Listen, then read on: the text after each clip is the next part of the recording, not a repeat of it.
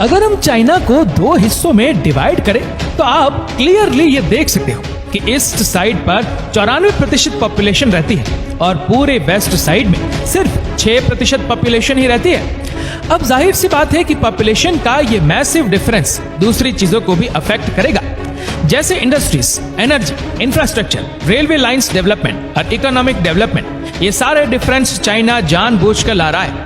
वह west side को जानबूझकर ग्रो नहीं होने दे रहा है, और वह ऐसा क्यों कर रहा है, उसके पीछे कुछ रीजन है। कहानी की शुरुआत होती है तब से जब चाइना फॉर्म हुआ था।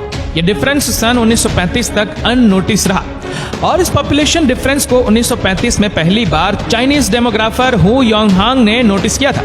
जब योंगहांग चाइना घूम रहे थे तब उन्होंने ये नोटिस किया कि चाइना की 64% वेस्टर्न टेरिटरी में सिर्फ 4% लोग रहते हैं, मतलब 96% चाइनीज पॉपुलेशन चाइना के इस पार 36% ईस्टर्न टेरिटरी में ही रहती है। और बस उसी डिफरेंस को नोटिस करते हुए उन्होंने चाइना का मैप उठाया और उसने एक लकीर खींच ली, और इस तरह चाइना को मिल गई अपनी इमेजिनरी लाइन, हाई ही टैचोंग लाइन।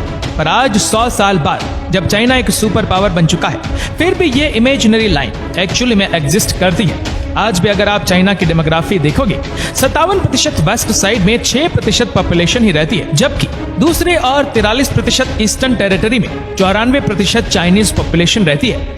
ये इतना बड़ा डिफरेंस और इनबैलेंस आखिर क्यों आज 100 साल बाद भी इन इनबैलेंस को कंटिन्यू किया जा रहा है?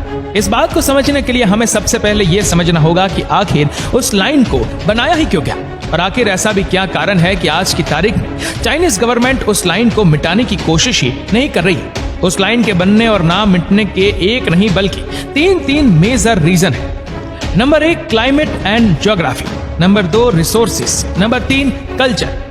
According to data, east China की जमीन पूरी दुनिया में सिविलाइजेशन के रहने और बसने के लिए सबसे अच्छी जगह है। और क्यों?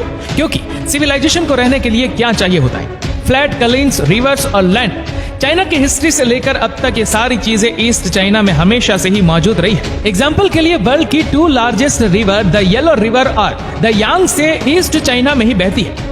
चाइना के नॉर्थ ईस्ट में मौजूद फ्लैट प्लेन की वजह से वहाँ क्लाइमेट वार्म रहता है, जिससे वहाँ पर अच्छी खासी बारिश नसीब होती है, और जितनी अच्छी बारिश होगी उतनी अच्छी फसल होगी, और अच्छी फसल तो सिविलाइजेशन का इजी सेटलमेंट। यही है ईस्ट चाइना का डेवलपमेंट का इतिहास और सीक्रेट। जैसे वहाँ पर फार्मिंग, डेवलपमेंट और पॉपुलेशन का इंक्रीज होना आसान हो पाया, इसी वजह से वहाँ पर धीरे धीरे करके छोटे सिविलाइजेशन किंगडम में बदले, किंगडम एम्पायर में, और आज चाइना एक पावरफुल नेशन बन पाया है।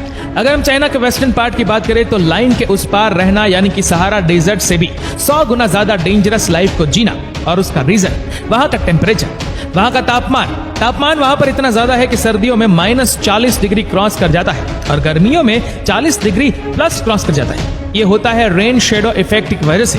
सिंपल भाषा में कहे तो रेन क्लाउड हमारे वेस्टर्न इंडिया से होते हुए वेस्टर्न चाइना में पहुंचने चाहिए, वो बीच रास्ते में मौजूद इंडियन हिमालय माउंटेन की वजह से वहीं पर अटक जाते हैं, जिसकी वजह से बारिश नहीं होती। नो बारिश यानी कि सूखा, और सूखा यानी कि रेगिस्तान। और आज अगर हम देखने जाए तो चाइना के वेस्टर्न में already 3 desert, Tibetan plateau, Taklamakan desert और गोबी डेजर्ट मौजूद है, जो इसी रेन शेडो इफेक्ट की वजह से ही क्रिएट हुए थे।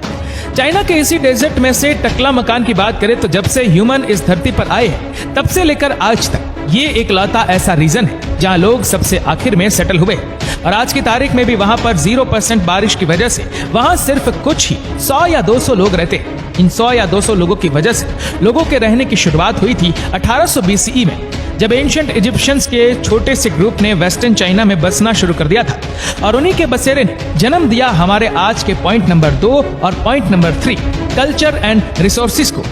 एंशिएंट इजिप्शियंस वेस्टर्न चाइना में रहकर अपनी तादाद को ज्यादा बढ़ा नहीं पाए, क्योंकि वहां पर न जमीन उसके साथ थी, ना ही पानी और ना ही क्लाइमेट, और इसीलिए वह छोटी सी बस्ती बनकर ही रह गई। लेकिन दूसरी ओर ईस्ट चाइना में चाइनीज सिविलाइजेशन लाइक हान, हंस, टाटर्स, मंगोल्स ने बसना शुरू कर दिया था, और अब जो कि उनके पास वेस्ट लैंड था, उन्हें सेटल होकर वहां पर डेवलपमेंट करने में देरी नहीं लगी। उन्होंने वक्त के साथ साथ ईस्ट चाइना को इतना ज्यादा डेवलप और स्ट्रांग बना दिया कि चाइनीज गवर्नमेंट ने हाई ही टैचोंग लाइन को पार करके वेस्टर्न चाइना में जाने के बारे में सोचा भी नहीं, क्योंकि देश को डेवलप करके आगे बढ़ाने की सारी जरूरतें इन 3 चीजों से ही फुलफिल होती है। हम बात कर रहे हैं एजुकेशन, डेवलपमेंट और GDP की। ये तीनों चीजें ईस्ट चाइना अच्छी तरह से फुलफिल कर रहा था, और इस बंजर जमीन से आज इतने बड़े सुपर पावर के मकाम पर पहुंच रहा है। उसने मार्केट को हमेशा समझा और इंटेलिजेंटली कंट्री को आगे बढ़ाया।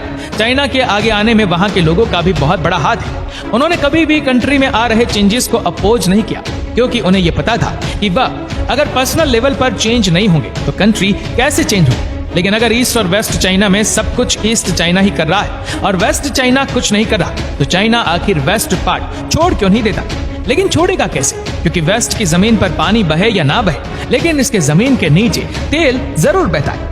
इस मैप में ये साफ साफ नजर आ रहा है कंपेयर टू ईस्ट, वेस्ट में ऑयल के कुएं कितने ज्यादा है। और इन्हीं ऑयल फील्ड की वजह से 2019 में चाइना सेकंड पोजीशन पर था after US for producing and consuming most oil in the world. China रोजाना के 14.1 मिलियन बैरल ऑयल जमीन से निकालता है, जो वर्ल्ड में 14% का कंट्रीब्यूशन देता है। पर वेस्टर्न चाइना से इतना ज्यादा तेल लेने और पैसे कमाने के बावजूद भी चाइना स्पेसिफिक चाइनीज गवर्नमेंट हमेशा से वेस्ट के खिलाफ खड़ी रही है। और इस फसाद की जड़ आई ही टेंचोंग लाइन ही है, क्योंकि वेस्ट में सिर्फ एथनिक माइनॉरिटी रह रही है। वेस्टर्न साउथ में तिबेटन्स और वेस्टर्न ईस्ट में उइगुर मुस्लिम। ईस्ट चाइना की बात करें तो मेजर कम्युनिटीज वहां पर रहती है, जिनका जीडीपी पर कैपिटा वेस्ट में रहने वालों से 15% ज्यादा है। यानी कि पहले ही तिबेटन्स और उइगुर मुस्लिम ईस्ट वालों से कल्चरली सेपरेटेड थी और अब इकोनॉमिकली भी होने लगी। इसलिए चाइनीज गवर्नमेंट उनको हेल्प करने के बदले हमेशा ही हार्श स्टेटमेंट और हैवी पनिशमेंट उन पर लेवी करती रहती है। और यही वजह है कि आज की तारीख में वह दोनों ग्रुप चाइना के खिलाफ हो चुके हैं। वहां पर उस एरिया पर काफी ज्यादा टेंशन है। उन्होंने अपनी मांग पूरी करने के लिए टेररिज्म का सहारा लिया है, और जहां पर एक और उइगुर मुस्लिम टेररिज्म फैलाते हैं, एक के बाद एक सारे हमले किए जा रहे, वहीं दूसरी तरफ तिबेटन्स ने डिबेट छेड़ रखा है और उनकी मांग है एक सेपरेट तिबेट के नेशन की। और आपको क्या लगता है कि चाइना ने उनके इश्यूज को सॉल्व करने के लिए कोई कदम उठाया होगा? इसका जवाब हाँ भी है और ना भी। हाँ इसलिए क्योंकि 2006 में चाइना ने वेस्टर्न चाइना को डेवलप करने के लिए 1 ट्रिलियन युआन यानी कि आज की डेट में 11 लाख करोड़ जितना खर्चा किया था। वेस्ट का infrastructure, transport, hydro power plant, energy और टेलीकम्युनिकेशन सुधर सके। और इसके अलावा उन्होंने 1.3 ट्रिलियन युआन के खर्चे पर वर्ल्ड नॉन रेलवे प्रोजेक्ट पर भी काम किया था, ताकि वह तिबेट से डायरेक्टली चाइना को कनेक्ट कर सके। अभी हम बात करें संकेतों की, तो चाइना वहां पर कोई बदलाव नहीं ला पाया है। तो सबसे बड़ा संकेत यही है कि वहां पर सिचुएशंस बदली ही नहीं, सेम टू सेम वही है जो पहले हुआ करती थी। सिर्फ चाइना जैसा बड़ा सुपर पावर कंट्री अगर चाहे तो अपनी पॉलिसीज को वेस्ट के साथ अलाइन कर सकता है, लेकिन वह सिर्फ वेस्ट से पैसे वसूलता है, लेकिन डेवलपमेंट के लिए चाइना वहां पर पैसे नहीं डालता। इसीलिए सारे कंट्री को अपने चारों जोन ईस्ट, वेस्ट, नॉर्थ और साउथ को कंट्री के 4 पिलर समझकर एक साथ लेकर चलना चाहिए। नहीं तो जैसे चाइना के केस में हो रहा है, वेस्ट में रहने वाले लोग ईस्ट के खिलाफ हो गए हैं, पर जैसे वहां पर टेररिज्म और जनरल साइट प्रमोट हो रहा है, वैसा ही हाल दूसरे देशों के साथ भी हो सकता है।